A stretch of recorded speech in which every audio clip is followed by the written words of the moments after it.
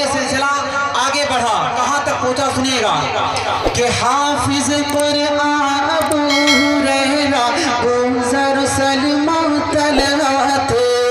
हाफिज कुरान अबू हुरैरा गुज़र सलमा तलहा थे। दिव्या कल्बी भी हाफिज थे, हाफिज अबू कतादा थे।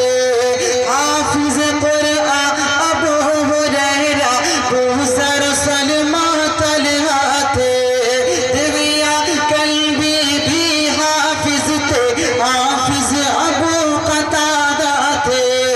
जो न कभी सर से उतरेगा, जो न कभी सर से उतरे, ये होता जो सुल्तानी है, ये जश्न कुरानी है, ये फज़ल रब्बानी है, ये जश्न कुरानी है, ये फज़ल रब्बानी है।